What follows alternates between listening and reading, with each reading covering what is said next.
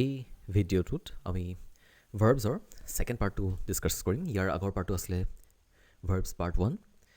আপোনালোকে যদি সেই পাৰ্টটো ফ'ল' কৰিছে তেনেহ'লে তাৰ পৰা কণ্টিনিউ কৰিব এই ছেকেণ্ড পাৰ্টটো এতিয়া ভাৰ্বছ 2, য'ত আমি ডিছকাছ কৰিম from the rules of using would, which is a modal verb.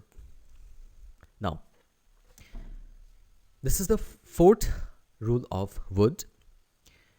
মই আকবাৰ অনুকিয়াই দিব বিচাৰিছোঁ যে ইয়াৰ আগৰ ভিডিঅ'টোত আমি woodৰ ৰুলছৰ বিষয়ে using of would basically would ভাৰ্বটোৰ যিটো এটা মডেল ভাৰ্ব হয় তাৰ ৰুলছৰ বিষয়ে আলোচনা কৰিছিলোঁ। তাত 3টা ৰুল অলৰেডি ডিছকাছ কৰা হৈছে। ইয়াত ফ'ৰ্থ ৰুলটো আমি ইয়াত কণ্টিনিউ কৰিছোঁ। Now this is the fourth rule of using would. Would is used in the principal clause of present imagination and past conditional sentences. অৰ্থাৎ woodটো ব্যৱহাৰ কৰা হয় প্ৰিন্সিপাল ক্লজৰ ক্ষেত্ৰত, আৰু সেইটো কণ্ডিশ্যন হ'ব আপোনাৰ প্ৰেজেণ্ট ইমাজিনেশ্যন, অৰ্থাৎ প্ৰেজেণ্ট টেন্সত যদি আপুনি ইমাজিনেৰী কিবা এটা কণ্টেক্সট আনিছে তেতিয়াহ'লে আমি would ব্যৱহাৰ কৰিম, বা পাষ্ট কণ্ডিশ্যনেল চেণ্টেন্সেছ, পাষ্টৰ কোনোবা কণ্ডিশ্যনেল চেণ্টেন্স কাক কয় এইটো আপোনালোকে বেচিকেলি এনেই স্কুল লেভেলত এনেই পাইছিলে যে লাইক ইফ ক্লজ, সেইখিনি কণ্ডিশ্যনেল চেণ্টেন্স হয়। বাট এনিৱে আমি ইয়াৰ পিছৰ কোনোবা ভিডিঅ'ত আমি কণ্ডিশ্যনেল চেণ্টেন্স নিশ্চয় আমি বুজাবলৈ চেষ্টা কৰিম। কিন্তু ইয়াত মই জাষ্ট ইণ্ট্ৰডাক্টৰী ক'ব বিচাৰিছোঁ কণ্ডিশ্যনেল চেণ্টেন্স বিশেষকৈ ইফ ক্লজখিনি কোৱা হয়।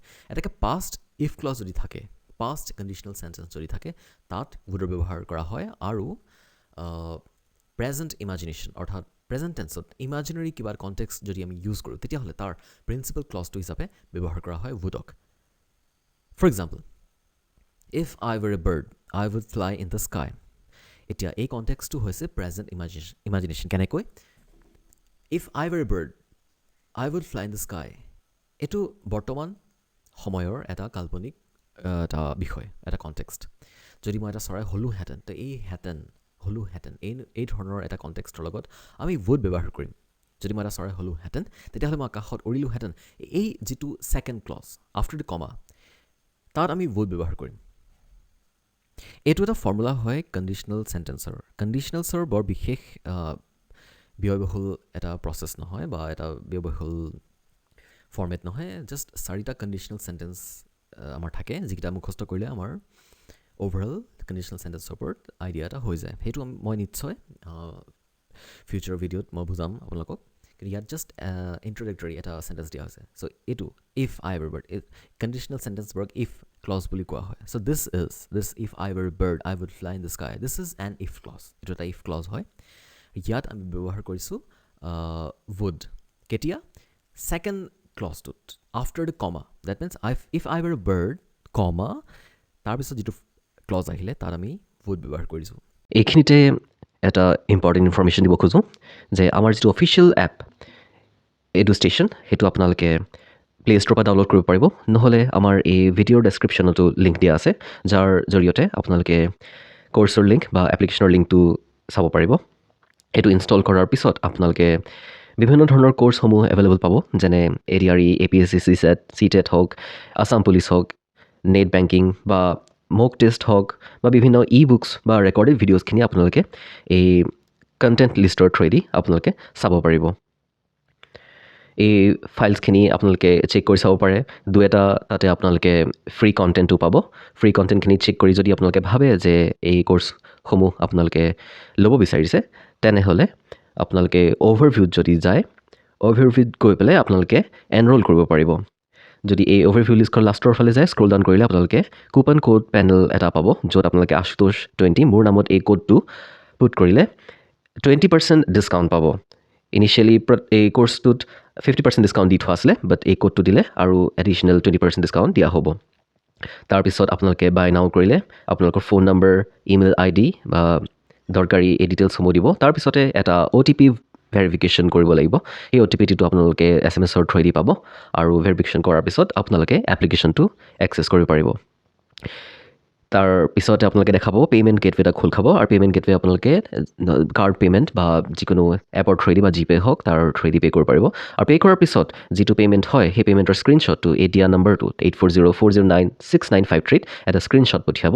স্ক্ৰীণশ্বটটো পঠিওৱাৰ পিছত আপোনালোকে এপটোৰ এক্সেছ পাব।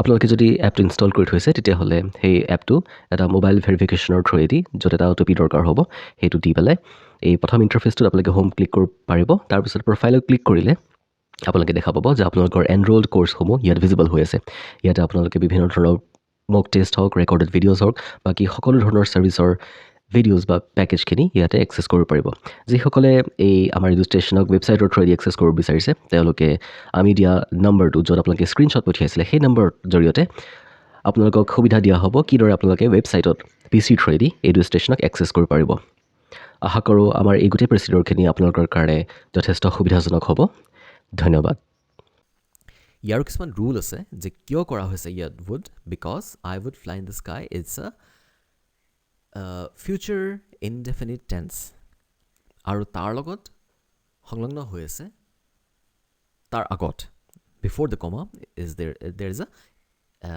past indefinite tense if I were a bird এইটো এটা indefinite tense হয় আৰু তাৰ আগত এটা if আছে so this is an if clause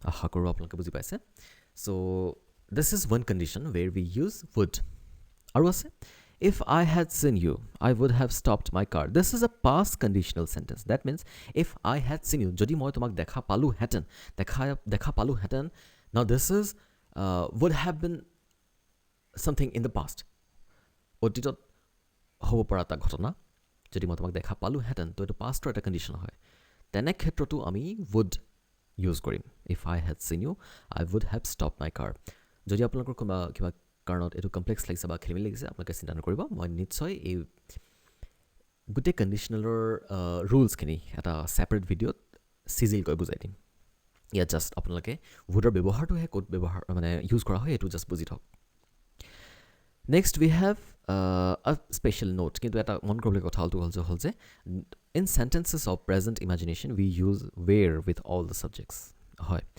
present imagination যদি আমি বৰ্তমান সময়ৰ ক্ষেত্ৰত আমি যদি কিবা ইমাজিন কৰোঁ তেতিয়াহ'লে আমি ছাবজেক্টৰ লগত where ইউজ কৰোঁ যেনেকৈ আপুনি দেখা পাইছে if I were a bird I would fly in the sky যদি মই চৰাই হ'লোহেঁতেন মই আকাশত উৰিলোহেঁতেন this is an imagination which has been being done in the present context so তেনে ক্ষেত্ৰত আমি where যিটো be verbৰ past tense হয় সেইটো ব্যৱহাৰ কৰিছোঁ and in especially be verbৰ plural formটো where next we have for example I wish I were a bird this is another conditional sentence এইটো একেই য'ত আমি present conditionalটো ইউজ কৰিছোঁ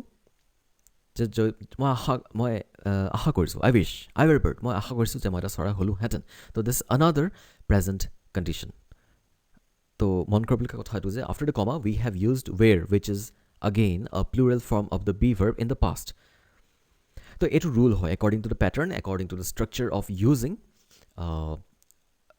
conditional sentences ঠিক তেনেকৈ if I were you I would never trust him এইটো এটা conditional pattern if I were you যদি মই তোমাৰ জেগাত হ'লোহেঁতেন তেতিয়াহ'লে মই তাক কেতিয়াও বিশ্বাস নকৰিলোহেঁতেন again this is a present condition আমি ব্যৱহাৰ কৰিছোঁ ইয়াত before the comma where past indefinite and after the comma would this is future indefinite কিন্তু আমি future indefinite ইউজ কৰা হ'লে আমি I will never trust him কৰিব পাৰিলোহেঁতেন কিন্তু according to the grammar according to the rule of the native speakers আমি will use নকৰোঁ আমি would ইউজ কৰিম so basically এইখিনিয়ে কথা হয় আমি মন কৰিবলগীয়া কথা হয় নোট কৰিবলগীয়া কথাটো if sentences are of past imaginary position we use had been কিন্তু যদি আমি পাষ্টৰ কোনোবা ইমাজিনাৰী কথা আমি যদি ব্যৱহাৰ কৰিলোহেঁতেন বা কাৰোবাৰ পজিশ্যন কাৰোবাৰ ডেজিগনেশ্যন কাৰোবাৰ কিবা স্থিতি কোনোবা কাম কৰাৰ কিবা স্থিতি যদি আমি বুজাওঁ তেতিয়া আমি সাধাৰণতে হেড বিন ইউজ কৰোঁ মই বুজাই আছোঁ উইথ এক্সাম্পল এইটো কি বুজাইছে একচুৱেলি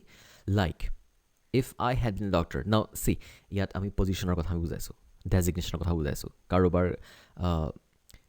পেচা বা কোনোবাই কিবা কাম কৰা কিবা এটা ডেজিগনেশ্যন বুজাইছে তো তেনে ক্ষেত্ৰত আমি হেড বিন ইউজ কৰোঁ like if I had been doctor comma I would have helped him যদি মই ডক্টৰ হ'লোহেঁতেন মই তেওঁক সহায় কৰিলোহেঁতেন so' in this clause if I had been a doctor এইটো এটা পাষ্ট ইমেজিনেৰী হয় যদি হ'লোহেঁতেন অতীতৰ কথা কোৱা হৈছে সেইকাৰণে ইফ ক্লজটোৰ পিছতে আফটাৰ দ্য কমা আমি ব্যৱহাৰ কৰিছোঁ would I would have helped him মই তেওঁক সহায় কৰিলোহেঁতেন তো এনেকুৱা এটা কণ্টেক্সটত আমি would which is the modal verb আমি সেইটো ব্যৱহাৰ কৰোঁ Another sentence, if Dr. Manmohan Singh were the finance minister, the economy would be in a better condition. Now, this is a present imagination. যদি doctor Manmohan Singh finance minister হ'লহেঁতেন তেতিয়াহ'লে আমাৰ অৰ্থনীতি বা ভাৰতৰ অৰ্থনীতি এটা ভাল অৱস্থাত থাকিলেহেঁতেন। আগেইন এইটো প্ৰেজেণ্ট ইমাজিনেশ্যনত কৰা হৈছে, কাৰণ এতিয়া বৰ্তমান ডক্টৰ মনমোহন সিং আমাৰ ফাইনেন্স মিনিষ্টাৰ নহয়, কিন্তু আমি ইমাজিন কৰিছোঁ প্ৰেজেণ্টত বৰ্তমান কণ্টেক্সটত। তেনে ক্ষেত্ৰতো আমি would ইউজ কৰিছোঁ। কেতিয়া? After the comma, in the second part of the whole sentence, after the comma, a second clause to the economy would be in a better condition. মন কৰিব যে আমি ইয়াত the economy will be in better condition বা would have been a better condition ক'ব নোৱাৰোঁ, যিটো সাধাৰণতে আমাৰ কোৱা হয় কথিত স্পকেন ৱেত আমি সাধাৰণতে কৈ দিওঁ বা কাৰোবাক কোৱা দেখোঁ, কিন্তু সেইটো ভুল হয়। The perfect structure is, if Dr. Manmohan Singh were the finance minister, the economy would be in a better condition. This is the perfect structure. আৰু এটা কথা মন কৰিব, before the comma, কমাৰ আগত আমি ব্যৱহাৰ কৰিছোঁ where, যিটো সাধাৰণতে plural past be verb use কৰা হয়, কিন্তু Manmohan Singh is not a plural noun. But according to the native speakers, this is the structure we need to follow. এই ধৰণে আমি structureটো বনাব লাগে। এইখিনি আমাৰ মন কৰিবলগীয়া কথা। আৰু এটা এক্সাম্পল আছে, if Amit Shah had been the home minister in 1990s, Kashmir Pandits would not have faced this exile. এইটো আগৰ চেণ্টেন্সটোতকৈ বেলেগ, কিয়নো আগৰ চেণ্টেন্সটো আছিলে প্ৰেজেণ্ট ইমাজিনেশ্যনত আৰু এইটো আছে পাষ্ট ইমাজিনেশ্যনত। অৰ্থাৎ আগতে হৈ যোৱা এটা ঘটনাৰ ক্ষেত্ৰত আমি কণ্টেক্সটো বনাইছোঁ যে এনেকুৱা যদি সেই সময়ত হ'লহেঁতেন তেতিয়াহ'লে এনেকুৱা নহ'লহেঁতেন। This is the context. ত' আমি কেনেকুৱা এটা চেণ্টেন্স বনাইছোঁ যে 1990 সেই সময়ত যদি অমিত শ্বাহ হোম মিনিষ্টাৰ হ'লহেঁতেন, গৃহমন্ত্ৰী হ'লহেঁতেন, তেতিয়াহ'লে কাশ্মীৰৰ ক্ষেত্ৰত আমি যিটো জানো ইটছ ভেৰি হিষ্টৰিকেল, কাশ্মীৰ পণ্ডিতসকলে তাৰ পৰা পলাবলগীয়া নহ'লহেঁতেন বা নিজৰ জেগা এৰিবলগীয়া নহ'লহেঁতেন। Now this context is completely based on past. So past imaginationৰ ক্ষেত্ৰতো আমি would use কৰোঁ। কেতিয়া? After the comma in the second clause of a conditional sentence. That means if clause. This whole sentence is based on if clause. The sentence to hold, if Amit Shah had been the home minister in 1990s, comma, Kashmiri Pandits would not have faced this exile. Next rule, would is used as the past of will in indirect speech. It is indirect speech whole narration or part. Ami jano narration kar koy direct speech thake, indirect speech thake. Directly kiba eta kotha ko jodi koa hoy, konoba jodi koise tehoলে ami সাধাৰণতে এনেকুৱা story novel এনেকুৱা সাধাৰণতে কিবা লিখিত অৱস্থাত আমি সাধাৰণতে direct speech use কৰোঁ। Like Ram said comma inverted comma start, I was playing cricket full stop inverted comma close. So' this is A direct speech. সেইটো যদি ইনডাইৰেক্ট কৰোঁ, according to rule Ram said that he was playing cricket, what ever, এইটো according to rule change হয়। তেনে ক্ষেত্ৰত আমি যদি কেতিয়াবা উইল বা মানে ফিউচাৰ যদি আমি ব্যৱহাৰ কৰিবলগীয়া হয়, তেতিয়াহ'লে আমি উইলৰ জেগাত ইনডাইৰেক্ট স্পীচত would হে ইউজ কৰিম। মই বুজাই আছোঁ। For example, he said comma indirect স্পীচত এইটো আমি যদি চেঞ্জ কৰোঁ, অৰিজিনেলি আছিলে হি উইল গ' দেৰ, যিটো ডাইৰেক্টত আছে ইনডাইৰেক্ট হৈ যোৱাৰ লগে লগে এইটো হ'ব he said that he would go' there. ইয়াত চেঞ্জ কি কৰিলোঁ? হি ছেইড ইটছ ছেইম, একে থাকিলে, কমা ইনভাৰ্টেড কমা আঁতৰাই দিলোঁ, তাৰ জেগাত আনিলোঁ this that which is a subordinator, আৰু তাৰপিছত হি উইল গ' দেৰ যিটো আছিলে একচুৱেলি ফিউচাৰ ইনডেফিনিট টেন্সত, সেইটো আমি চেঞ্জ কৰি দিলোঁ he would go there. Tense একে থাকিলে জাষ্ট এটা চিম্পল চেঞ্জ হ'ল, সেইটো হ'ল যে willটো আমি would কৰি দিলোঁ। This is now indirect. আপোনালোকে ডাইৰেক্ট আৰু ইনডাইৰেক্ট স্পীচৰ বিষয়ে যদি জানিব বিচাৰিছে, তেতিয়াহ'লে আমাৰ এই চেনেলতে নেৰেশ্যন, টেন্স, ভইচ চেঞ্জিং এই সকলোবোৰ ভিডিঅ' আমি প্ৰদান কৰিম, আপোনালোকক বুজাবলৈ চেষ্টা কৰিম। আপোনালোকে সেইখিনি ফ'ল' কৰিলে হ'ল। Next is would is used for making a polite request in an interrogative sentence. would আকৌ ব্যৱহাৰ কৰা হয় পলাইট ৰিকুৱেষ্ট কৰোঁতে। পলাইট ৰিকুৱেষ্ট দেট মিনছ কাৰোবাক যদি অনুৰোধ জনাইছোঁ পলাইটলি, আৰু সেইটো যদি এটা প্ৰশ্নবোধক বাক্যত আছে, তেতিয়াহ'লে আমি would ইউজ কৰিম। কেনেকৈ? Like would you help me? এতিয়া চাওক, আপুনি মোক সহায় কৰিব নেকি? এইটো যদি আমি ইংৰাজীত কওঁ, আমাৰ ওচৰত এটা অপশ্যন আছে will you help me আমি ক'ব পাৰোঁ, কিন্তু সঁচা অৰ্থত will you help me টো ক'বলৈ হ'লে এইটো শুনিবলৈ অকণমান ৰুড লাগিব বা এটা অভদ্ৰামী বুজাব, কিয়নো নেটিভ স্পীকাৰ যিসকল ইংৰাজ তেওঁলোকে will you help me to নকয়, উইল ইউজ নকৰে, কাৰণ সেইটো শুনিবলৈ বিৰাট অভদ্ৰামী লাগিব, ফৰ্মেল নালাগিব। তেওঁলোকে যদি ফৰ্মেল বা ভদ্ৰতাৰে কয়, তেতিয়া উইলৰ জেগাত would কয়। সেইকাৰণে আমি এই চেণ্টেন্সটো পাইছোঁ would you help me. Now this is a polite request in an interrogative sentence. Another condition is that would denotes probability.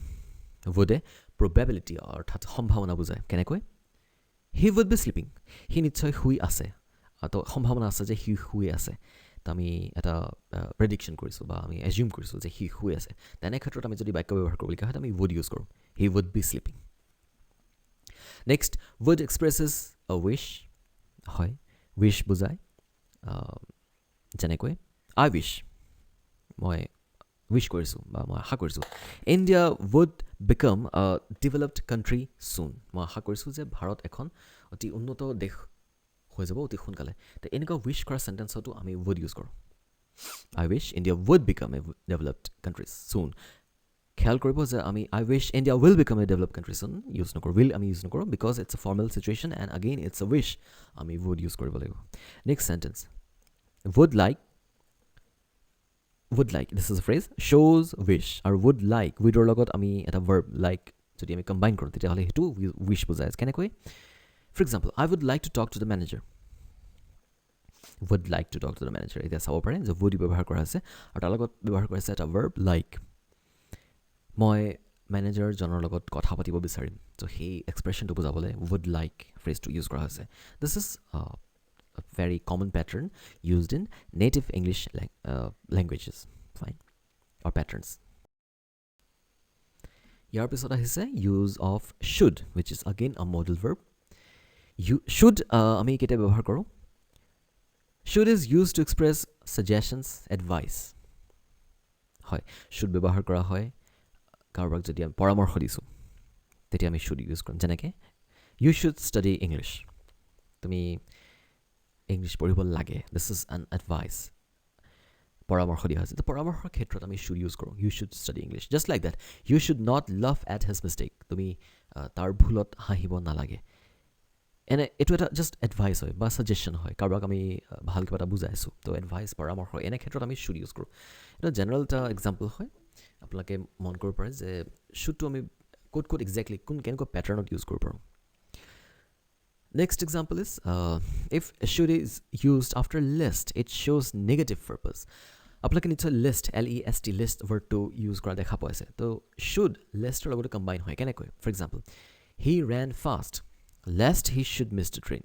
এতিয়া ইয়াৰ অৰ্থটো হ'ল যে সি দৌৰিব লাগিব খুব জোৰকৈ যদি সি ট্ৰেইনখন মিছ কৰিব নিবিচাৰে লিষ্টটোৱে একচুৱেলি এটা নেগেটিভ কণ্টেক্সটত ইউজ কৰা হৈছে যদি সি ট্ৰেইনখন মিছ কৰিব নিবিচাৰে তেতিয়াহ'লে সি খুব জোৰকৈ দৌৰিব লাগিব তো এই ক্ষেত্ৰত আমি ইংলিছত আমি লিষ্ট ইউজ কৰিম এনেধৰণে after the comma he ran fast সি জোৰকৈ দৌৰিলে comma lest he should miss the train ইয়াৰ অৰ্থ হৈছে যাতে সি ট্ৰেইনখন মিছ কৰি নিদিয়ে ইটছ এ নেগেটিভ কিন্তু ইংলিছত লিখা পেটাৰ্ণটো হ'ল ইউজিং লিষ্ট আপুনি নট বা নেগেশ্যন এন ৱৰ্ড ইউজ কৰিব নালাগে লিষ্টটোৱে নেগেটিভ পাৰ্পাছ বুজায় সেইবাবে চেণ্টেন্সটো হৈছে he ran fast comma lest he should miss to train third in certain conditional sentences if can be replaced by should you need me let me know' হয় কিছুমান conditional sentence যেনেকৈ obviously conditional sentence মানে if clause বুজায় আমি যদি if close use কৰোঁ তেতিয়াহ'লে কেতিয়াবা কাটচিত আমি ইফৰ জেগাত শুড ইউজ কৰিব পাৰোঁ যেনেকৈ should you need me that means এইটো আমি এনেকৈ লিখিব পাৰিলেন if you need me comma let me know' হয় সেইটো এটা কাৰেক্ট পেটাৰ্ণ হয় বাট আমাৰ ওচৰত আৰু এটা অপশ্যন আছে should you need me let me know' যদি মোক বিচৰা তেতিয়া মোক জনাবা তো এইটো এটা অপশ্যন আছে আমাৰ ওচৰত শুড ইউজ কৰিব পৰা instead of if next model structure is ought to এতিয়া ought to কি বুজায় ought to বুজায় moral obligation or duty ought to shows moral obligation or duty like we ought to love our country আমি নিজৰ দেশক ভাল পাব লাগে so this is an obligation বা এইটো আমাৰ দায়িত্ব আমি কৰিবলগীয়া আমাৰ কৰণীয় তো এনেকুৱা ক্ষেত্ৰত এনেকুৱা কণ্টেক্সট বুজোৱা চেণ্টেন্সত আমি ought to ইউজ কৰোঁ we ought to love our country so ইয়াত এটা কথা আছে যে আমি অটটোৰ জেগাত we need to love our country বা we suppose to love our country বা এনেকুৱা যিকোনো এপ্লিকেবল ভাৰ্ব আমি ইউজ কৰিব পাৰোঁ this is just one option ought to just এটা অপশ্যন হয় চ' এইটো জাষ্ট মনত ৰাখিলে হ'ল which is a part of the modal verb next আহিছে must. Now must is used to denote compulsion. Must এ বুজায় আপোনাৰ compulsion, মানে এইটো কৰিবলগীয়া, it's obligatory, কৰিবই লাগিব। যেনেকৈ for example, candidates must write in ink. সদস্যসকলে বা যিসকলে পৰীক্ষাত ভাগ লৈছে তেওঁলোকে সকলোৱে ইংকত, মানে written, they must write in pen or ইংকত লিখিব লাগিব। So' this is শ্বয়িং কম্পালশ্যন। চ' কম্পালশ্যন, কৰিবলগীয়া, মাষ্ট, অব্লিগেশ্যন, কম্পালচৰি, এনেকুৱা ধৰণৰ ক্ষেত্ৰত আমি মাষ্ট ইউজ কৰোঁ। কৰিবই লাগিব, দেৰ ইজ ন' আদাৰ অপশ্যন। বাধ্যতামূলক বুলি আমি যিটো কওঁ অসমীয়াত, তেনেকুৱা ক্ষেত্ৰত আমি মাষ্ট মডুল ভাৰ্ব ইউজ কৰোঁ। ইয়াৰ মাষ্টৰ আৰু ইউজ আছে, লাইক মাষ্ট অলছ' শ্ব'জ fixed determination, like India must win the world cup. যদি আমি মনৰ ভিতৰতে এটা দৃঢ় এটা প্ৰতিজ্ঞা লৈছোঁ যে আমি এইটো কৰিবই লাগিব, তেতিয়াও আমি মাষ্ট ইউজ কৰোঁ, যেনেকৈ ভাৰতে ৱৰ্ল্ড কাপ জিকিবই লাগিব। So' this is a kind of compulsion, or this is a kind of a goal which has to be achieved. So' তেনে ক্ষেত্ৰত আমি মাষ্ট ইউজ কৰোঁ। This is another option of, or another context of using must. Third is must expresses duty. Must দায়িত্ব বুজায়, যেনেকৈ for example, a soldier must fight for his country. এজন সৈনিকে নিজৰ দেশৰ বাবে যুঁজিবই লাগিব। Again, this context is expressed with the use of must. A soldier must fight for his country. এইখিনি আছিলে mustৰ ব্যৱহাৰ। তাৰপিছত আহিছে আমাৰ আৰু এটা model phrase wish is used to. এইটো এটা বহুত কমন ফ্ৰেজ হয়, আমি বহুত ব্যৱহাৰ কৰা প্ৰায় কৰোঁ। Used to, so' use to কেতিয়া ব্যৱহাৰ কৰিছোঁ? First example is like use to denotes past routine situation. Now used, এইটো এটা পাষ্ট, অতীতৰ এটা কণ্টেক্সট হয়। ইউজড, যিটো আমি দেখা পাইছোঁ যে এটা ই ডি বা ডি লাগি আছে, this obviously this is a past form of use. এটাকে পাষ্ট ফৰ্ম, অতীতৰ কথা বুজাবলৈ আমি ব্যৱহাৰ কৰিম। For example, he use to study till 10 PM। সি 10টা বজালৈকে পঢ়িছিল। Past context. আমি ইয়াৰ জেগাত এইটো লিখিব পাৰোঁ, হি studied till 10 PM. সি 10টা বজালৈকে পঢ়িছিল। But this is another option which will show past routine or situation. Pastত হৈ থকা এটা ৰুটিন বা অভ্যাসগত এটা কৰ্ম, তেনেকুৱা ক্ষেত্ৰত আমি ইউজটো ব্যৱহাৰ কৰিম। সি 10টা বজালৈকে পঢ়িছিল বা তাৰ এইটো এটা অভ্যাস আছিল, চ' আমি সেইটো বুজাবলৈ ইউজ টু ব্যৱহাৰ কৰোঁ। Next is use to or uses to does not show' present routine action. Instead present indefinite tense is use for such a purpose. এতিয়া ইয়াত এটা কমন এক্সেপশ্যনেল কথা এটা আহিছে যে ইউজ টু বা uses to present routine action বুজায়। তাৰ বিপৰীতে প্ৰেজেণ্ট ইনডিফিনিট টেন্স বা চিম্পল প্ৰেজেণ্ট টেন্সটো ব্যৱহাৰ কৰা হয় তেনেকুৱা পাৰ্পাছত। For example, he uses to study till 10 PM and then goes to bed. এইটো ভুল হৈ আছে। আমি যদি কিবা এটা ক'ব খোজোঁ এনেকুৱা কথা যে তাৰ এতিয়া অভ্যাসগত এটা কৰ্ম, এটা গত এতিয়াও চলি আছে, তেতিয়াহ'লে আমি ইউজেছ টু নক'ম, সেইটো ভুল হ'ব। একৰ্ডিং টু দ্য ৰুল বা একৰ্ডিং টু দ্য ফৰ্মুলা আমি লিখি দিব পাৰোঁ যে হি uses to study till 10 PM, যে সি 10টা বজালৈকে এতিয়াও পঢ়ে বা তাৰপিছত সি বিচনালৈ যায়। একৰ্ডিং টু ফৰ্মুলাৰ পেটাৰ্ণ সেইটো শুদ্ধ যেন লাগিছে, বাট নেটিভ স্পীকাৰে তেনেকৈ নকয়। তেওঁলোকে অবভিয়াছলি নেক্সট অপশ্যনটো ইউজ কৰিব, সেইটো হ'ল হি studies till 10 PM and then goes to bed. This is the correct form. তো আমি ইউজ টু বা ইউজেছ টু ব্যৱহাৰ নকৰিম, তাৰ জেগাত আমি ষ্টাডিজ মেইন ভাৰ্বটোৰ লগত আমি এছ এটা ইউজ কৰিম, এছ লগাই দিম আৰু সেইটো present form like present indefinite form হিচাপে ব্যৱহাৰ কৰিম। He studies till 10 PM and then goes to bed. এইটো হ'ব এটা শুদ্ধ পেটাৰ্ণ। নোট কৰিবলগীয়া কথা হ'ল কিছুমান এক্সেপশ্যনেল আছে আমাৰ ওচৰত আছে। সেইটো হ'ল যে C the use of use to in affirmative negative interrogative sentences. এটা ইউজ টু যিটো ফ্ৰেজ আছিলে সেইটো আমি এফাৰ্মেটিভ নেগেটিভ বা ইণ্টাৰগেটিভ চেণ্টেঞ্চত কেনেকৈ ব্যৱহাৰ কৰোঁ। এফাৰ্মেটিভ দেখুওৱা হৈছে, হি ইউজ টু কাম হিয়াৰ। সি ইয়ালৈ অহা কৰিছিল, সি ইয়ালৈ আহিছিল, সেইটো তাৰ হেবিট আছিলে। তো এটা এফাৰ্মেটিভ হয় বা পজিটিভ চেণ্টেঞ্চ হয়। নেগেটিভ যদি ইউজ কৰোঁ, he use not to come here, এইটো ওৱান অপশ্যন, এইটো জাষ্ট এটা অপশ্যন হয়, আমি এনেকৈ লিখিব পাৰোঁ। তাৰ বিপৰীতে আমাৰ আৰু এটা অপশ্যন আছে, এইটো হ'ল যে he did not use to come here. He use not to come here and he did not use to come here. সি ইয়ালৈ নাহিছিল, তাৰ এইটো অভ্যাস আছিল যে সি ইয়ালৈ নাহিছিল। তো এইটো দুটা ফৰ্মত লিখিব পাৰোঁ নেগেটিভত। আৰু ইণ্টাৰগেটিভত আমি কেনেকৈ লিখিব পাৰোঁ, ইউজড হি টু কাম হিয়াৰ কুৱেশ্যন মাৰ্ক আৰু এটা অপশ্যন হ'ল dead he use to come হিয়াৰ, যিটো আপোনালোকৰ চিনাকি অবভিয়াছলি স্কুল লেভেল পাই আহিছে যে ডু ভাৰ্ব ইউজ কৰি পেলাই আমি য়েছ ন' কুৱেশ্যন বনাইছোঁ। কিন্তু তাৰ আৰু এটা অপশ্যন আছে আমাৰ ওচৰত, সেইটো হ'ল ইউজড টু, যিটো আমাৰ মডেল ভাৰ্ব ফ্ৰেজ হয়, সেইটোও ব্যৱহাৰ কৰি পেলাই আমি কুৱেশ্যন বনাব পাৰোঁ। ইউজড হি টু কাম হিয়াৰ। নোট কৰিবলগীয়া কথা হ'ল এইটো যে যদি verb 1, that means the basic form of verb, use কৰা হয় উইথ ING, that means সেইটো যদি পাৰ্টিচিপল কৰি দিয়া হয় লাইক ছিংগিং, প্লেয়িং, সেইটো যদি ইউজ কৰা হয় after verb plus use to, it শ্ব'জ হেবিচুৱেল একশ্যন। যেনেকৈ I am use to getting up late in the morning, ইয়াত আমি দেখা পাইছোঁ যে ইউজ টু ব্যৱহাৰ কৰা হৈছে আৰু তাৰপিছত মেইন ভাৰ্ব লগত ING ফৰ্ম গেটিং আপোনালোকে দেখা পাইছে, সেইটো ইউজ কৰা হৈছে। তো সেইটো একচুৱেলি বুজোৱা হৈছে এটা হেবিচুৱেল, এটা অভ্যাসগত কৰ্ম বা কাম বুজোৱা এটা context. I am use to getting up late in the morning, মই ৰাতিপুৱা দেৰিকৈ উঠোৱাৰ মোৰ এটা অভ্যাস আছিলে, সেইটো বুজোৱা হৈছে। এতিয়া অলপ মন কৰিব, there is something important to be noticed. ইয়াৰ পিছত যিখিনি আমি চেণ্টেঞ্চ লিখিম, in the following cases, to plus verb in base form is not used. যিখিনি আমি চেণ্টেঞ্চ ইয়াৰ পিছত দিবলৈ গৈ আছোঁ তাত টুৰ লগত ভাৰ্বৰ মেইন ফৰ্মটো ইউজ কৰা নাই। লাইক মই বুজাই দিছোঁ, to see, to sing, to act, to work, এইবোৰ আমি সাধাৰণতে ব্যৱহাৰ কৰোঁ। I like to work, I like to sing, I like to dance, এইখিনি আমি আমাৰ কমন ফ্ৰেজ আমি ইউজ কৰোঁ আফটাৰ ইউজিং টু, যে মই গান গাই ভাল পাওঁ, মই গান কৰি ভাল পাওঁ, বা মই ডান্স কৰি ভাল পাওঁ, আই লাইক টু ডেন্স। সেইটো এটা বেলেগ কণ্টেক্সট হয়। কিন্তু আমাৰ ওচৰত আৰু এটা কণ্টেক্সট আছে, যিটো টু, TO2, যিটো এটা অভিয়াছলি প্ৰিপজিশ্যন, তাৰ লগত ইউজ কৰা নহয়, এটা বেলেগ কণ্টেক্সট ইউজ হয়। যেনেকৈ মই বুজাই আছোঁ, instead verb 1, that means the base form of verb, plus ING is used after 2.